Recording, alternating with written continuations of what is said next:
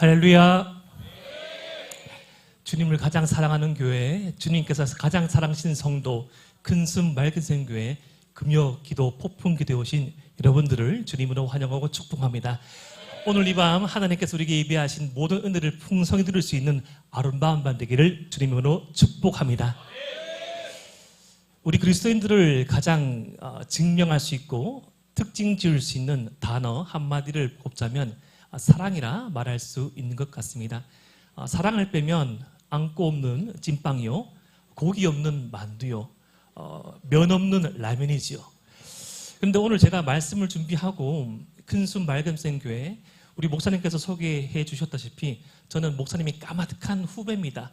동생이라 말하기에도 너무 작은 학생으로 처음 만나는데 이렇게 목사님의 교회에 와서 말씀을 전하는 그 청을 받고 어떤 말씀을 전할까 생각을 해보다가 가장 맞는 말씀이 무엇일까 생각하다가 오늘 말씀을 택하게 되었습니다.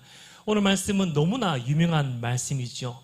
특별히 예수님께서 가장 사랑하시는 이 자들, 마르다, 마리아, 그리고 나사로, 그리고 예수님, 가장 예수님께서 사랑하시는 자와 예수님을 사랑하는 자들 간에 아름다운 이야기가 펼쳐져 있습니다.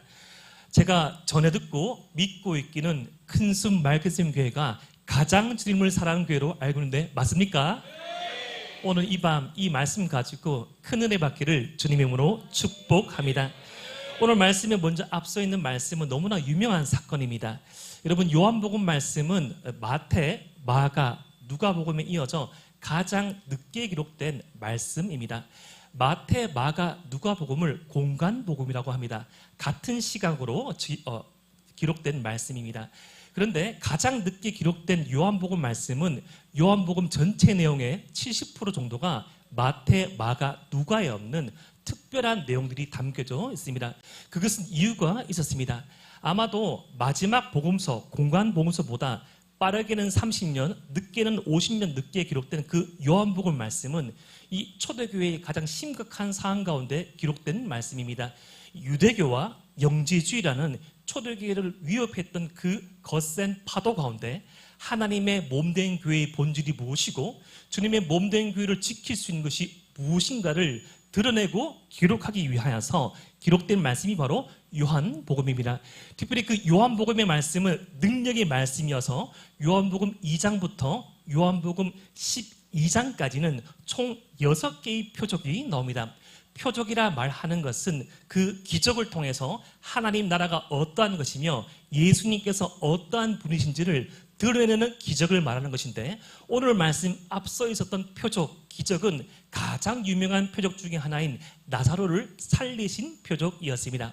나사로는 이 마르다의 동생 마리아의 오라비로 알려져 있습니다. 그들이 살고 있는 동네는 베다니였습니다. 베다니는 지금 대구를 중심으로 치자면 경상쯤에 위치하고 있던 도시로서 예수님께서 많이 방문하시던 도시였습니다. 아마도 예수님께서 마지막 유월절을 보내시려고 방문하려던 순간 예수님께서 가장 아끼시고 사랑하시던 그 남매의 오빠였던 나사로가 죽을 병에 걸려서 죽게 되었습니다. 웬일인지 예수님께서는 말씀으로 그들을 고칠 수 있고 친히 방문하셔서 나사로의 병을 고칠 수도 있지만 예수님께서 지체하셨습니다. 그 예수님의 지연, 예수님의 지체를 이해하지 못하였던 사람들, 예수님께서 당도하시자 그 마르다와 마리아 또한 원망을 쏟아냅니다.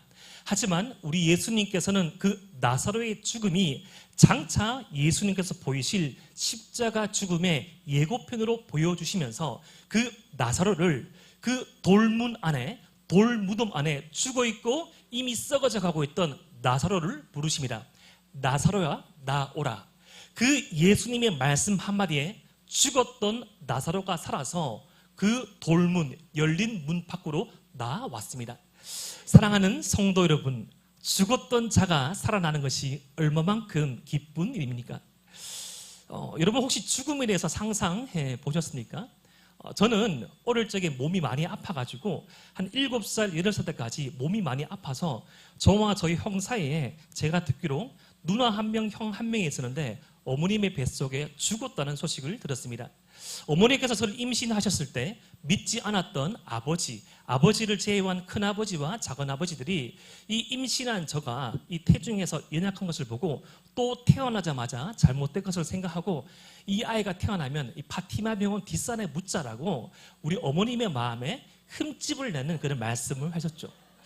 어머니께서는 그때 믿음을 가지고 계셨는데 어머니께서 그렇게 믿음이 강하지는 않았지만 이 아이가 태어나면 하나님께 바치겠다는 그런 서원을 하시고 잊고 계셨어요. 저희 형제 2명이 둘 다 목사지만 먼저 서원을 받은 것은 저입니다. 저를 두고 형이 기도하다가 어머니께서 형이 기도하다가 그 목사의 소명을 받았습니다. 제가 목사가 된다고 했을 때 어머니께서 참 기뻐하셨는데 형이 목사를 한다고 하니까 어머니께서 일주일 동안 금식하셨어요. 그게 형의 자질이 없는 것이 아니라 어머니께서 기도하시고는 이제 하승수 목사님이 그때는 승수죠. 승수가 그냥 인수 그냥 뒷바라지를 하면서 그때는 건축을 전공했거든요. 사업을 해서 목사인 동생을 도와줬으면 하는 생각을 하고 또 육신의 어머니로서 그런 소망이 있었지 않겠습니까? 한 명은 평범하게 살아가면 지금도 아무것도 없는 부모님이지만 그때도 아무것도 없었던 부모님을 좀 도와줄 것이라고 생각했던 겁니다. 그런데 그런 소망이 깨어지게 되었죠. 아들 2명이 목회의 길을 가게 되었습니다. 그때 어머니께서 예전에 그런 말씀을 하셨습니다. 육신의 아들이 죽었다는 생각을 했다고. 그런데 실제로 나사로가 죽었습니다. 이 성경 말씀을 읽어보면 이 마르다, 나사로, 마리아 이 세 남매에 대해서 독특한 표현을 합니다. 요한복음 11장 말씀을 읽어보면 이 마르다의 마을 베단이라는 서술을 하는데요. 이런 서술은 이 마르다라는 인물이 한 가정의 가장으로 표현되는데 지금도 가부장적인 문화가 많은 전 세계적인 문화이지만 당시 2000년 전 당시 이스라엘은 더욱더 가부장적인 문화가 컸는데 그렇게 여자의 이름을 붙여 쓸 수 있는 경우는 이 여자가 결혼을 하였다가 남편을 사별하고 이 가정의 가장 역할을 한 여인으로 추정됩니다. 그런데 이미 성인이 되었던 마리아와 나사로가 그 집에 살고 있는 것은 이미 혼기가 가득 찼지만 결혼하지 못하고 그 마르다 자신의 언니 누나와 함께 살아가고 있던 것이죠. 얼마만큼 아름답지만 조금 현실적인 남매입니까? 그 남매가 가난한 어떤 병든 자들을 고치는 도시로 알려진 베다니에서 예수님을 돕고 여러 사람을 구제하던 참 아름다운 미담 가운데 있던 가정이었습니다.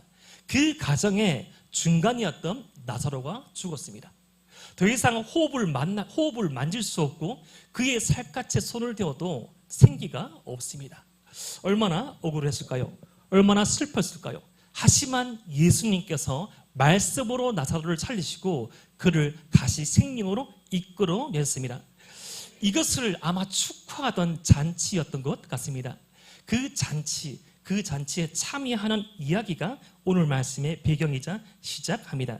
그런데 이 잔치를 살펴보면서 잔치 앞에 있던 일이 하나 있는데 그것은 바로 요한복음 11장 45절부터 53절에 나타난 말씀인데 이 나사로가 살아나는 것을 보고 당시 예수님을 시기하고 예수님을 주시하고 있던 종교 지도자들이 그 사건을 구실로 여겨서 이제 예수님을 체포하려는 체포령을 내리게 됩니다. 예수님을 잡거나 예수님과 가까이 하는 사람들을 잡아서 죽은 자가 살아났다는 이 표정만큼 더욱 유대교의 근간을 흔들 수 있는 이 종교 지도자들을 위협할 수 있는 기적이 없었기에 이제는 예수님을 잡고 예수님과 가까이 하려는 자들을 모두 다 잡으려는 움직임이 생겨났습니다. 우리가 이 말씀을 통해서 먼저 살펴볼 수 있는 예수님의 사랑의 첫 번째 특징은 우리가 예수님을 사랑하고 예수님의 사랑을 따라간다는 것은 그 사랑이 두려움을 이긴다는 것입니다. 우리가 예수님을 따라가면 우리의 삶이 편안해지고 편리해지는 것이 아니라 우리에게 어려움과 위협이 나타날 수 있다는 것이죠.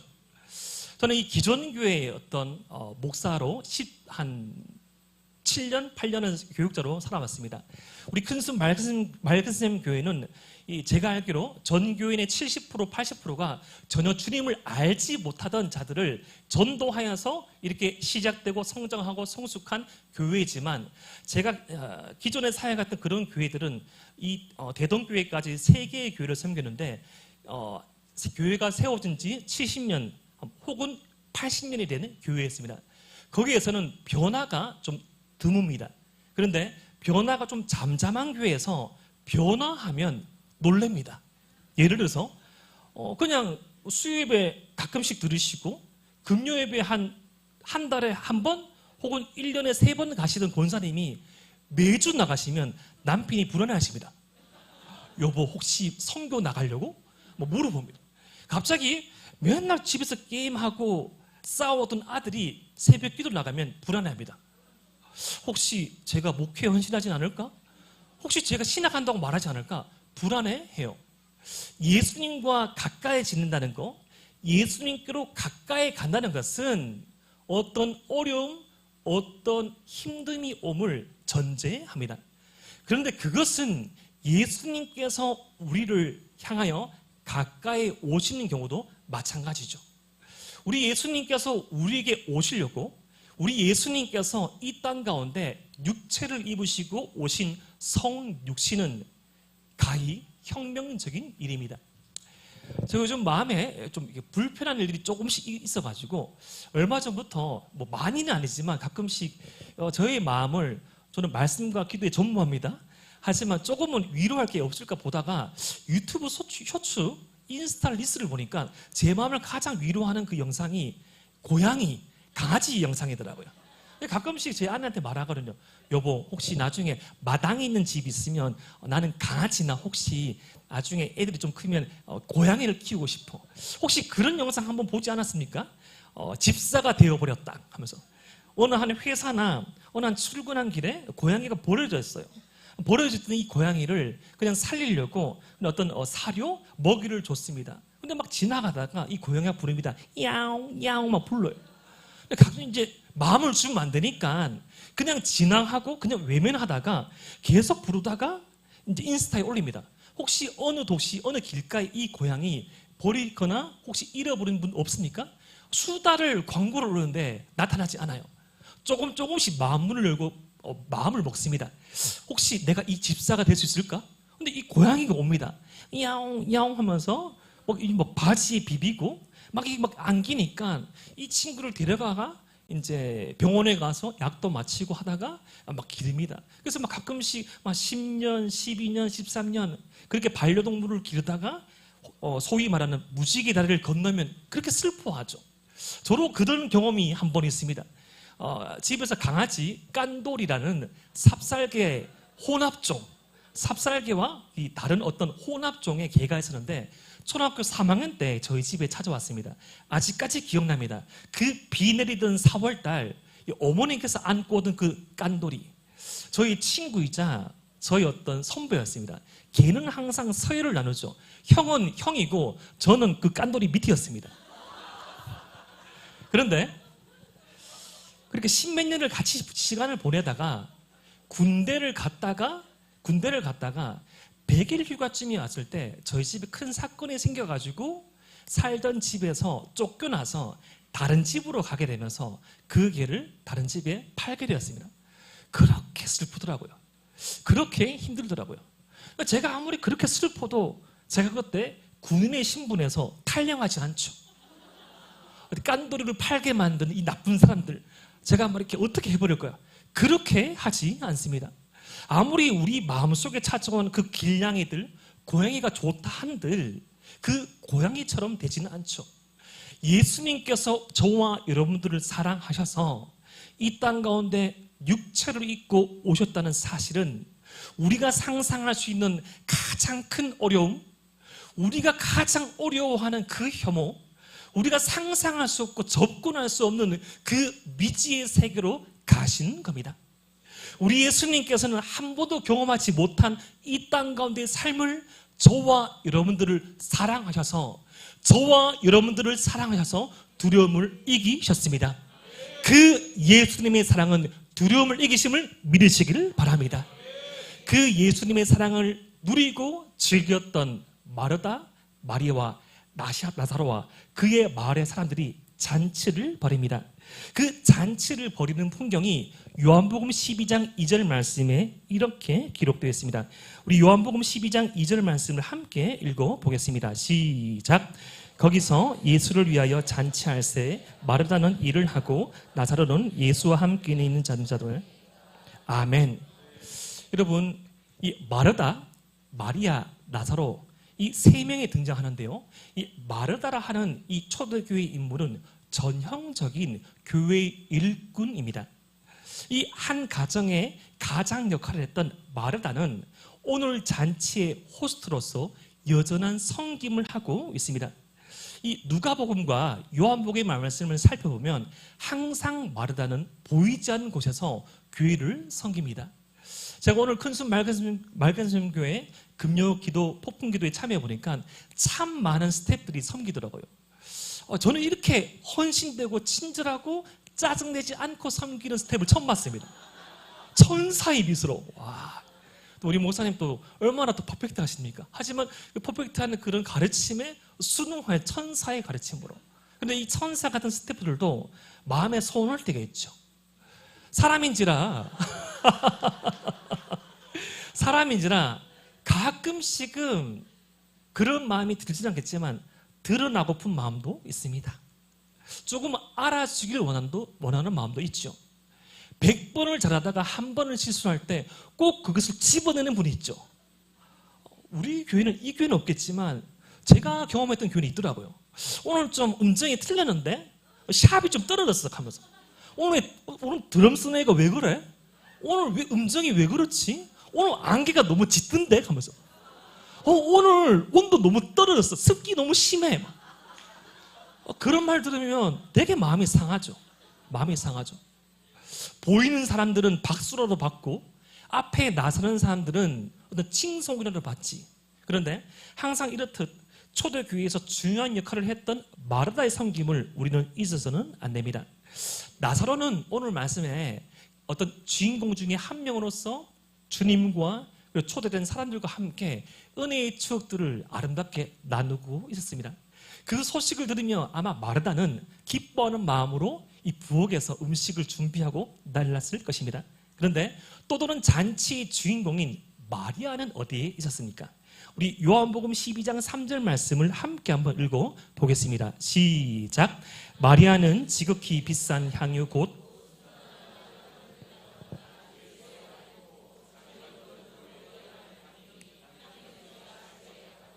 아멘. 아마 잔치가 이 절정에 이르는 순간이었던 것 같습니다. 이스라엘의 잔치는 거의 다 이 남자들이 한쪽 방향으로 비스듬히 누워가지고 이 식사를 하고 오랜 시간 동안 이 포도주를 마시고 떡을 떼고 하던 교제의 어떤 장이었습니다. 어떤 이 남자들이 모인 장에 여자들은 잘 참여하지 않았습니다. 그런데 이 남자들이 어떤 은혜의 나눔을 하고 있고 교제를 하고 있는 이 자리에서 마리아가 등장합니다. 마리아가 등장해서 이 지극히 비싼 향유, 곧 순전한 나드 한 그릇, 지금으로 치면 결혼 지참금이라 할 수 있습니다. 제가 앞서 말씀드린 이 성경 배경으로서 마리아는 결혼하지 못한 이 혼기가 가득 찬 처녀였습니다. 지금도 열심히 어떤 결혼 대상자, 배우자의 기도를 하고 계시는 자매님들, 형제님들 계시죠. 우리 큰순 맑은 교회는 워낙 건강한 교회라서 혹시 배우자의 조건을 100가지 적어놓고 이렇게 막 기도하지는 않죠. 키는 183, 피부는 투명하게 이렇게 기도하지는 않죠. 지금도 많은 청년들이 결혼을 위해서 기도하고 고민합니다. 저는 이 대동교회에서 청년부 사역과 교육 디렉터와 행정 목사로 사역을 하고 있는데 이전에 부산에서 섬기던 그런 교회부터 계속적으로 청년부를 한 8년째 맡고 있습니다. 이 시대의 청년들은 어떻게 보면 가장 큰 넘지 못할 산이 결혼이지요. 결혼입니다. 이 세상이 결혼을 할 수 있는 사람과 하지 못하는 사람들을 구분짓죠. 신앙의 영역 밖에서 결혼을 할 수 있는 사람은 여러 가지 조건을 내겁니다. 예를 들어서 결혼 대상자를 찾기 위하여서 어떤 일정한 금액을 내고 참여하는 어떤 클럽에서 등급을 나누죠. 부모님의 직급은 뭡니까? 부모님이 A급. 부모님의 자가는 뭡니까? 뭡니다. C급 하면서 이미 막 점수를 매깁니다. 점수를 매겨가지고 만날 수 있는 사람과 만나지 못한 사람 등급을 매기죠. 가장 중요한 어떤 세상의 가치 중에 하나가 자가죠. 자가. 집을 가지고 있는가 없는가. 자가라도 없으면 전세금이 있는가 없는가. 이미 그 모든 것을 가지고 있으면 과연 열쇠가 몇 개인가, 차는 몇 개이고 연봉은 얼마고, 그런 것들로 추산할 수 있는 어떤 세상적인 가치 중에 하나가 바로 순전한 나드 한근이었습니다. 이것은 결혼 지참금이었습니다. 이것을 팔아서 마리아가 결혼할 수 있는 결혼 비용이었습니다. 근데 그것을 포기하고 예수님의 발에 부어서 자신의 머리털로 예수님의 발을 닦습니다. 여러분, 저와 여러분들 참 예수님 사랑하지요. 너무나 사랑합니다. 그런데 이렇게 예수님의 발을 머리털로 닦는다는 것은 참으로 어려운 일입니다. 저희 집에는 아들 2명이 있습니다. 그런데 이 막내 아들이 이제 유치원 졸업반인데 이 친구는 식사를 할 때 특징이 있어요. 물을 먹을 때 물을 이렇게 마시면 자기가 마셨던 이 물을 다시 뱉어냅니다. 항상 이 컵에 이 밥볼때기가 있는 거예요. 가끔씩 식사를 하다가 컵이 섞이면 저도 모르게 뱉을머요. 너무 사랑하는 둘째 아들인데 못 먹겠어요. 못 먹겠어요. 그래서 제가 막 일부러 제 컵 구석에 밀어놓거든요. 여성에게 자신의 이 결혼 지참금을 포기하고 예수님의 발을 머리털로 닦아준다는 것은 자신의 존귀함을 포기하는 것과 마찬가지입니다. 그런데 예수님께 이 마리아가 왜 이런 행동을 했을까요? 그 연유에 대해서 요한복음 12장 7절 말씀을 이렇게 말합니다. 우리 함께 한번 읽어봅시다. 시작. 예수께서 이르시되 그를 가만두어 나의 장날날을 위하여 그것을 간직하게 하라. 아멘. 예수님과 함께 3년 동안 사역한 12제자가 있었고 오늘 말씀에 앞서서 예수님께서 몇 차례나 이제 예수님께서 이 땅 가운데 오신 삶의 목적과 이유, 바로 저와 여러분들과 모든 구원의 문제가 해결받기 위한 그 인간의 문제를 해결하시려고 십자가 위에 죽으시고 3일 만에 부활하심을 이미 제자들 앞에 선포했지만 그 십자가의 은혜를 알지 못하고 그 십자가의 은혜를 두려워했던 제자들과 달리 유일하게 예수님의 삶의 목적과 이유를 이해하고 그 사역을 예비한 사람이 바로 마리아였던 것입니다. 예수님과 함께 3년 동안 동고동락한 제자들은 십자가에 가까이 가면 갈수록 자신들의 자리를 두고 싸우고 누가 큰가를 누가 큰가를 토론하고 논쟁하였지만 마리아 혼자 예수님의 죽음을 바라보며 그 장례를 준비했던 것입니다. 사랑하는 큰순 맑은샘 성도 여러분, 무엇이 이런 차이를 가능케 했을까요? 무엇이 이런 차이, 예수님의 사명을 이해할 수 있는 시선을 갖다 줬을까요? 그 사실에 대해서 이 마리아에 대한 이 아주 정교한 묘사를 한 누가복음 말씀에서 이렇게 등장합니다. 우리 누가복음 10장 38절과 39절 말씀을 함께 한번 읽어보겠습니다. 시작. 그들이 길 갈 때 예수께서 한 마을에 들어가시매 마르다라 이름하는 한 여자가 자기 집으로 영접하더라. 그에게 마리아라는 동생이 있어 주의 발치에 앉아 그의 말씀을 듣더니 아멘. 여러분, 누가복음을 기록한 누가는 의사이자 역사가입니다. 여러분, 의사는 사람의 뼈와 근육 사이를 절개하여서 수술을 하는 사람이죠. 여러분, 누가의 서술의 특징은 아주 정확합니다. 모든 성경의 서술이 의미가 있지만 누가복음에 기록된 그 기록은 더욱더 의미가 있습니다. 누가복음에서 누가는 마리아의 위치를 의도적으로 강조하여 예수님의 발치 아래에 있다고 서술하고 있습니다. 헬라 문화권에서 발치 아래에 있는 그 위치는 종의 위치를 의미합니다. 주인의 발 아래에 있는 그 종은 모든 주인의 그 말씀을 청종하고 순종하겠다는 그 의미를 내포하고 있습니다. 마리아가 자신의 미래, 자신의 현재, 자신의 모든 것을 바쳐서 예수님의 장례를 예비할 수 있던 이유는 예수님께서 주님 되시고 이 주님 되시는 예수님께서 말씀하시던 발치 아래 했던 것을 믿으시길 바랍니다. 바라옵기는 큰숨 말끔숨 교회 모든 성도들이 그 마음이 주님의 발치 아래 있는 성도님 되시기를 주님 이름으로 축복합니다. 하지만 사람은 이렇게 발치 아래 있기를 원하지 않죠. 주님께서는 항상 경고하십니다. 특별히 하나님을 알고 하나님을 섬기는데 최선을 다했던 사람들을 향해서 이렇게 말씀하시죠. 윗자리에 앉기를 좋아하지 말라. 시장에 가서 너희들이 왔다는 것을 표하지 말라. 당시 그런 전통이 있었습니다. 시장, 사람들이 많이 모이던 위치에 자신이 왔다는 것을 알리기 위해서 이렇게 인기척을 하는 거죠. 에헴, 감사합니다. 아이고, 장로님 오셨습니까? 우리 장로님이야말로 3대 신앙의 순교자의 집안에 건축 헌금을 얼만큼 하시고 에헴, 감사합니다. 뒤에 또 나옵니다. 에헴, 아이고 권사님 오셨습니까? 5대 신앙의, 그게 막 유행했던 거예요. 심지어 예루살렘 성전에는 7개에서 13개 정도의 헌금함이 있었는데 이것이 나팔 모양처럼 생겨서 그 헌금함에 당시는 지폐가 없어가지고 동전으로 헌금을 내는데 당시 이 동전을 헌금을 많이 하면 할수록 소리가 많이 났던 거죠. 여기서 소리가 납니다. 짜라라라 계산합니다. 12만 원. 저기서 소리가 납니다. 따라라라 2,500만 원. 와!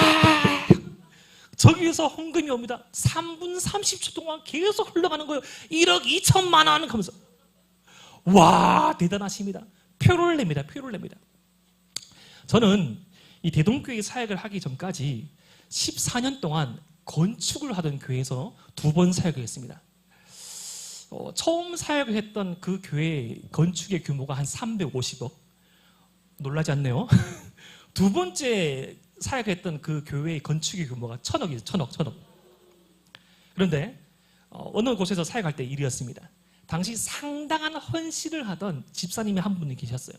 제가 당시 청소년부를 담당하고 있을 때인데 이미 수차례 헌신을 하신 것을 모든 성도들이 다 알고 계셨어요. 그런데 이 부서에 보면 부서 헌금을 드리면 큰숨 맑은숨 교회는 어떤 시스템인지 모르겠는데 그때 당시 사역을 하는 교회에서 부서 헌금은 건축 헌금 같은 경우에는 이 중앙 이 위로 다시 올려지죠. 그런데 일부러 알면서 그 집사님께서 마음속에 어떤 생각이 들었는지 자신을 조금 드러내려고 마음이 들었던 것 같아요. 저한테 그때 그렇게 물었습니다. 강 목사님, 제가 건축 헌금을 하려고 하는데 이것을 어떻게 해야 되죠? 상당히 좀 많은 액수였습니다. 근데 그때 부장 집사님하고 저가 되게 마음이 잘 맞았거든요. 집사님과 저와 눈빛이 교환되었습니다. 눈빛이 교환되면서 이 집사님께서 농담 반 진담 반으로 부서에 냈으니까 부서에 귀속시켜야 되죠. 이렇게 말한 거예요. 이 말인즉슨 이 어른 예배 주부에 안 올라가고 우리 중등부 주부에 실리는 거죠. 집사님이 물어보시고 놀래가지고 헌금을 어떻게 대예배 드려야지 이렇게 말한 거예요. 무슨 말인지 아시겠습니까? 표시를 내려고 그렇게 말씀하신 거죠. 그러면서 그때부터 집사님이 다시금 마음을 되돌리시고 더욱더 신실하게 헌신하셨습니다.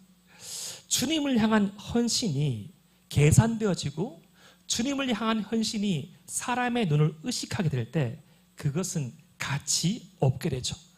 하지만 마리아는 달랐습니다. 계산하지 않고 사람의 눈을 의식하지 않고 주님의 발치 아래서 정말 주님의 주님 되심과 자신의 종 되심을 인정하면서 하나님의 말씀을 들었던 성도의 섬김은 가치 있습니다. 주님의 발 아래, 주님의 발치 아래에서 그 은혜의 꼴을 누리시는 저와 여러분 되시기를 주님의 이름으로 축복합니다. 그런데 우리가 복음서 말씀을 항상 읽다 보면 이쯤 되면 등장하는 또 다른 빌런이 있습니다. 오늘 말씀에도 이렇게 등장합니다. 요한복음 12장 4절과 5절 말씀. 제자 중 하나로서 예수를 잡아줄 가룟 유다가 말하되 이 향유를 어찌하여 300데나리온에 팔아 가난한 자들에게 주지 아니하였느냐 하니. 교회 생활을 하다 보면 아름다운 헌신이 꼭 모든 사람에게 순수하게 다가오지는 않더라고요. 제가 기존의 교회에서 계속 사역을 하다 보니까 가끔씩은 다음 세대 사역 혹은 뿌리는 사역들을 할 때 그런 어떤 말들을 들을 때가 있습니다. 아이들은 표시가 안 나거든요. 다음 세대의 사역은 이 콩나물 시루에 물 주기와 마찬가지입니다. 그럼 콩나물 시루에 물을 부으면 어떻게 됩니까? 물이 다 빠지죠.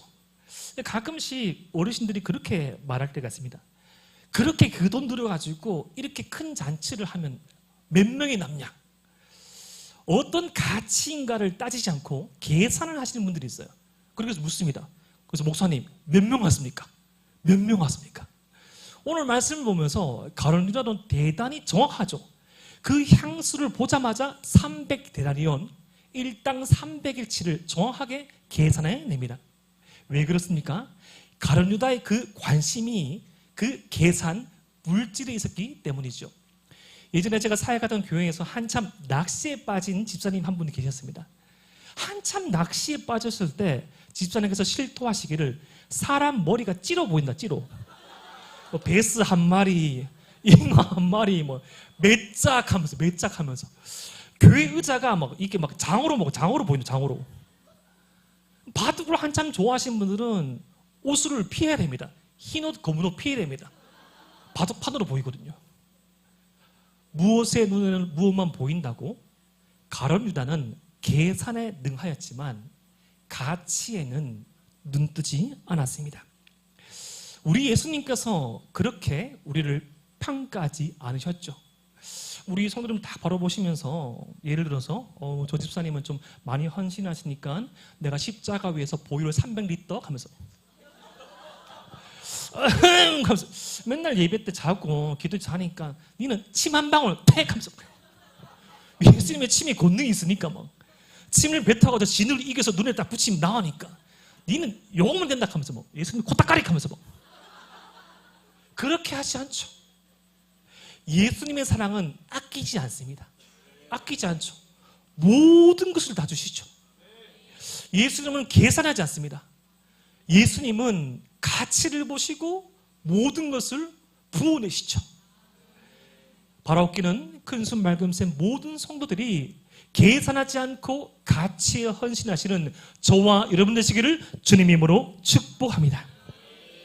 특별히 우리가 말씀을 자세히 읽다 보면 창세기나 마태복음 처음에 이 족보가 기록됩니다. 특별히 하나님께서 기억하시고 가치 있게 여기는 족보에서는 사람의 연수가 기록됩니다. 몇 년을 살고 죽었더라. 몇 년을 살고 죽었더라. 근데 그 죽고 사는 것만 평가되는 그 에노스 계열의 족보에서는 무엇을 하였는지를 평가하지 않습니다. 반대로 하나님을 업신여기고 주님을 모른다고 하였던 그 창세기 초반의 족보에서는 무엇을 하였고 사람을 죽였고 어떤 문명을 만들었고 한 일을 자랑하지만 한 일을 계산해 달라고 말하지만 주님의 말씀을 쫓아 살아간 그 인생은 그 인생의 카운터 계수함은 맞지만 무엇을 하였는지는 말하지 않습니다.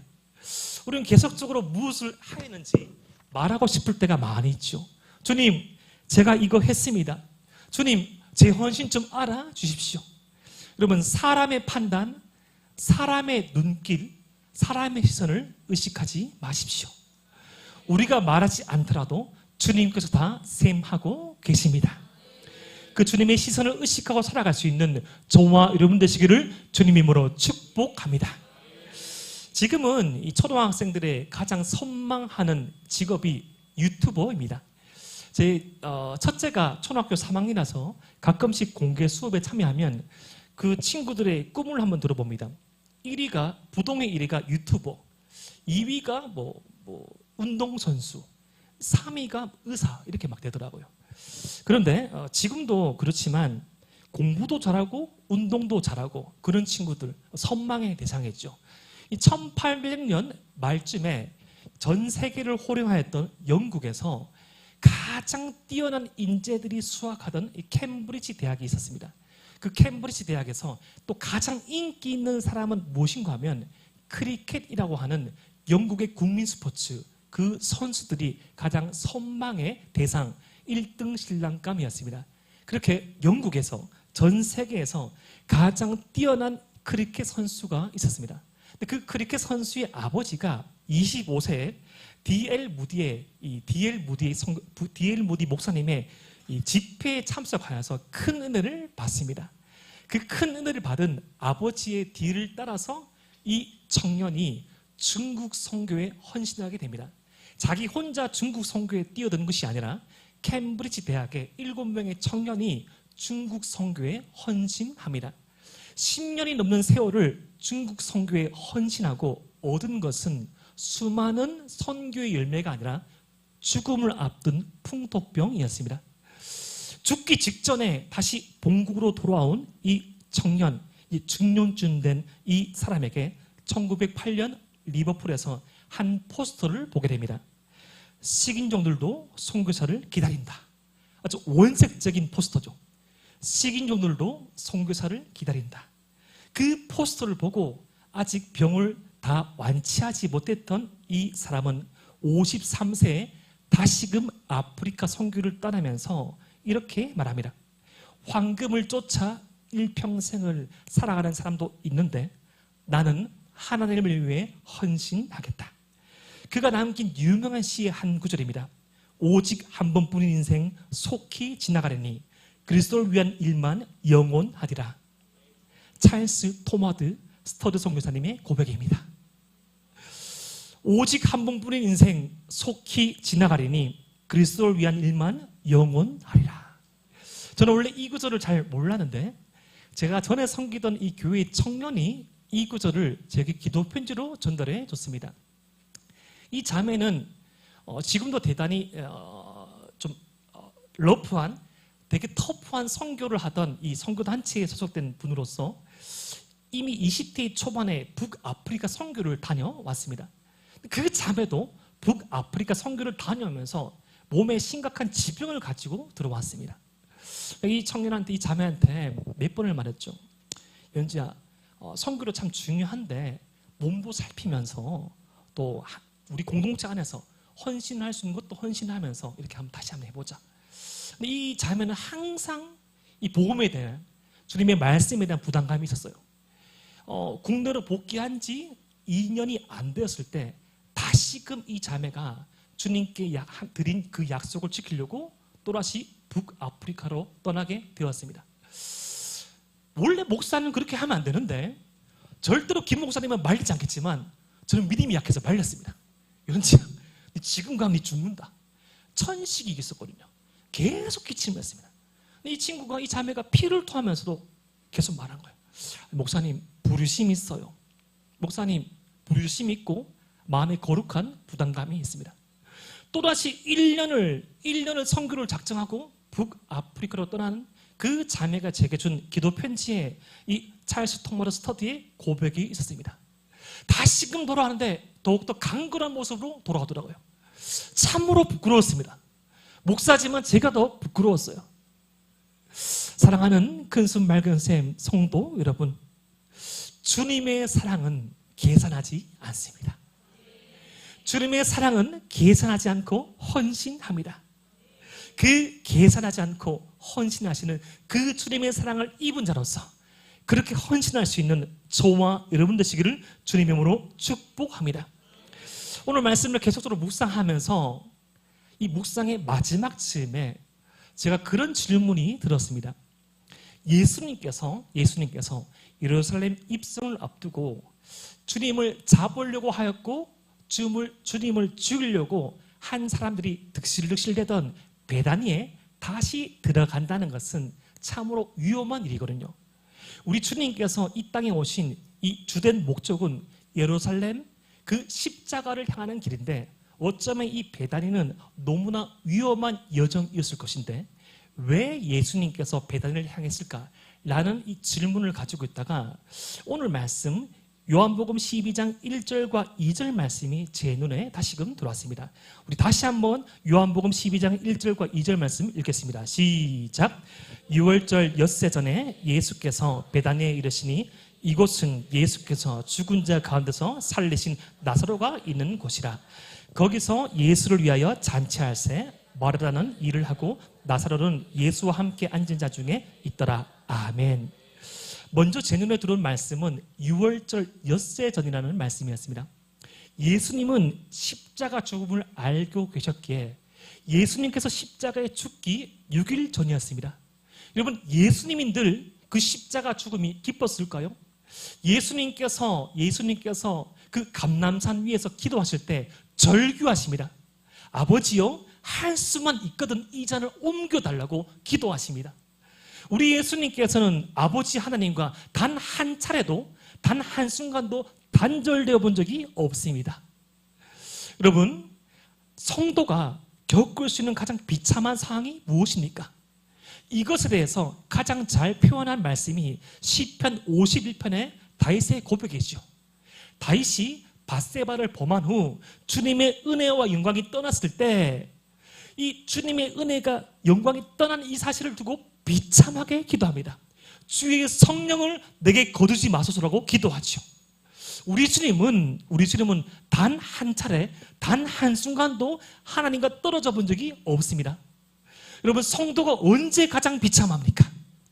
예배의 현장에 있지만 주님의 임재가 없는 예배, 말씀은 알고 있지만 말씀을 살아내지 못한 일상, 주님께 기도하고 있지만 기도의 능력을 믿지 못한 성도의 삶, 가장 비참하죠. 주와 동행하지 못한 삶, 껍데기만 남고 알맹이는 빠져버린 삶.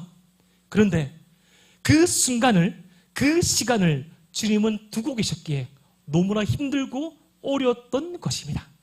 그런데 그 어려웠던 주님의 시간, 그 힘들었던 주님의 시간 앞에 오늘 이 베다니에서 일러지는 잔치, 그 잔치의 목적이 이렇게 기록됩니다. 거기서 예수를 위하여 잔치할세. 이제까지 예수님은 사람들을 위해서 많이 헌신했습니다. 눈먼 자를 보게 하시고, 전자를 걷게 하시며, 줄인 자를 먹게 하시고. 그런데 복음서에서 거의 유일하게 주님을 위한 시간, 주님을 위한 헌신, 주님께서 마음 놓으시고 함께 머물 수 있는 시간이 이 베다니에서 열린 것입니다. 베다니는, 마리아는, 마르다는, 나사로는 주님께 가족이었습니다. 여러분, 지금 이 시대에 하우스는 많지만 홈은 없다고 하죠. 하우스는 많지만 홈은 없다고 합니다. 교회도 하우스는 많지만, 건물은 많지만 주님의 인재가 떠난 교회가 얼마나 많습니까?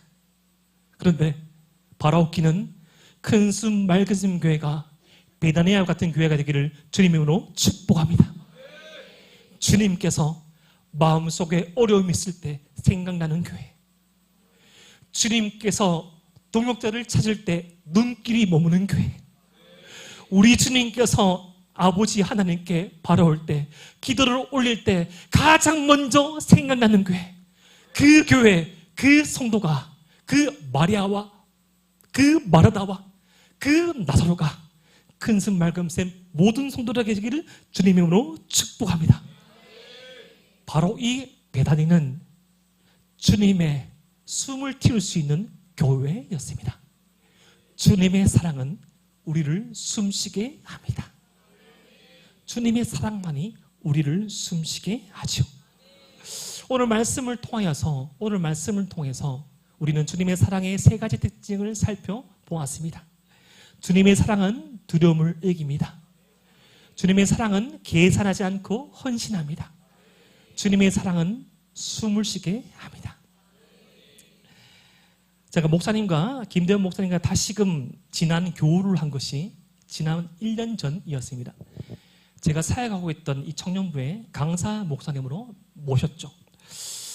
저는 이미 목사님께서 2011년 1월달 개척하셔가지고 어떻게 사역하시는지 드문드문 계속적으로 보고 왔습니다. 근데 목사님께서 오셔가지고 그렇게 실제적으로 말씀을 전하시고 집회를 하시는데 제가 첫째 날 저녁이었습니다. 그렇게 목사님께서 이 복음을 가지고 새롭게 깨우쳐서 이제까지 그냥 기도하고 위로하고 나중에 만나서 얘기하자, 내가 나중에 만나서 뭐 해줄게 라고 하던 목사님이 복음의 가치를 새롭게 깨닫고 헌신하고 한 그 사역의 이야기를 듣다가 제가 기존의 교회에 속해 있으면서 형식적이었던 제 모습을 보고 많이 비참해서 많이 울었습니다. 저는 이 기존 교회에서 맡고는 역할들이 정해져 있기 때문에 제가 이 큰숨 맑은숨 교회가 따라가고 있던 이 모든 사역들을 다 할 수는 없지만 제가 한 가지 주님께 약속을 드렸습니다. 주님, 제가 다는 아니지만 이제부터 저도 할 수 있는 만큼 복음에 반응하여서 형식적이지 않게 전심으로 사역하겠습니다 라고 기도를 하고 목사님과 식사를 하고 있을 때 전년도 청년부 회장한테 전화가 왔습니다. 아버지께서 이 노동 현장에서, 건설 현장에서 일을 하시다가 뇌출혈로 쓰러지신 거예요. 어떻게 할지 몰라가지고 중환자실에 간 그 자매가 울면서 제게 기도했는데, 제게 기도 부탁했는데, 이전까지였으면 저는 형식적으로 진심을 조금 담은 형식적으로 누구누구야 내가 주일을 갈 때까지 이렇게 하고 이렇게 기도하자 라고 했을 것인데, 왠지 모르게 그렇게 말씀을 듣고 또다시 한번 해보아야겠다는 생각이 듣고 난 다음에 그렇게 제가 말씀을 전해드렸습니다. 누구누구야? 목사님 지금 중환자실에 갈 수 없으니까 하루에 3번 면회할 수 있는 네가 아버지께 가서 주기도문을 읽어드리고 시편 23편 말씀을 선포하고 주님께 복음을 선포해라. 분명히 나을 것이다. 4일 뒤에 일방명시로 옮겼어요. 원래 그 말을 들으면 형식적인 저는 너무 잘됐다, 나중에 만나자고 끝나려는데 이렇게 말했죠. 누구누구야, 아버지께서 태어나시면 목사님이 너희 집에 가서 복음을 전할 테니까 꼭 이렇게 목사님께 내가 말씀을 전할 약속을 받아놔라. 2달 뒤에 태어나시고 제가 그 집에 가서 말씀 전하여서 그 아버지께서 근처 교회에 나가고 계십니다. 글이 있고 난 다음에 한 달 반 뒤쯤에 어떤 청년 한 명이 유치 임용고사를 준비하다가 자신의 티오가 사라진 거예요. 공부에 실력은 모르겠습니다. 엉엉 울면서 목사님, 유치 임용을 준비하고 있는데 이 티오가 사라졌어요. 제 마음에 드는 감동이, 주님, 기회는 주셔야죠. 기회는 주셔야죠. 함께 기도해보자. 기회는 주실 거야. 다음 날 티오가 생기더라고요. 형식적이지 않게 주님의 사랑을 받았을 때, 계산하지 않고 헌신했을 때 역사가 일어나더라고요. 마지막 제가 했던 간증은 이것이었습니다. 올해 초쯤에 함께 사역하고 있던 리더가, 저는 2주에 한 번씩 이 금요 기도회가 마치고 리더 모임 했는데 한 지체가 목사님 제가 계속 어지러워요 라고 말한 거예요. 라고 말하면서 이 친구가 제대로 식사를 못하니까 아마 현기증이 나서 탄수화물이 부족해서 그런 것 같습니다 라고 농담을 하는데, 1주 뒤에 머리 검사를 해보니까 20년 동안 이 머리에 있는 종양이 자라왔던 거죠. 방법이 없었습니다. 이것을 잘라내면 안면 마비가 오고 오른쪽 청각이 상실된다는 판정을 받았어요. 함께 기도하면서 그렇게 말했죠. 누구야? 연지야. 이 일은 하나님의 영광을 위한 일이니 결과는 어찌된지 모르지만 함께 한번 기도해보자. 그 부모님을 제가 불렀습니다. 어머님, 연지가 이렇게 아픈 것은 연지가 이렇게 아파서 나을지 안 나을지는 모르겠지만 분명히 하나님께서 이 연지를 통해 하실 일이 있을 겁니다. 어머니 약속하십시오. 연지가 낫든지 안 낫든지 간에 함께 기도하고 약속한 시간 주님께 돌아오겠다고 약속하십시오. 그렇게 기도하고 5주 뒤에 서울에서 수를 받았는데 놀랍게 살았습니다. 놀랍게 살았어요. 그런데 제가 앞서 말씀드린 그 간증의 주인공들이 제가 바랐고 제가 또 원하고 기대했던 것은 그 다음에 더 큰 은혜, 더 큰 헌신을 바라볼 수 있는 장이 마련되지 않으니까 더 큰 예배를 바라보지 않더라고요. 여러분, 큰숨 맑은숨 교회는 이 은혜가 상식화된 교회이죠. 여러분, 은혜를 상식으로 여기며 은혜가 일상이 되었지만 이것의 가치를 잊지 않고 이것을 끊임없이 헌신하며 나아가는 교회가 얼마만큼 복된 줄을 여러분들은 잘 모르실 겁니다. 이 안에 있음이, 이 안에서 주님의 복음을 드림이 참으로 가치 있고 참으로 귀한 일입니다. 정말 정말 주님께서 베다니처럼 여기시는 교회, 정말 주님께서 사랑하시는 큰슴 맑은샘 교회에 있으면서 그 주님의 사랑 앞에 계산하지 않고 그 주님의 사랑 앞에 헌신하며 주님의 마음을 시원케 할 수 있는 이 사명과 가치를 잊어버리지 않는 큰슴 맑은샘 교인 되시기를, 성도 되시기를 주님 이름으로 축복합니다.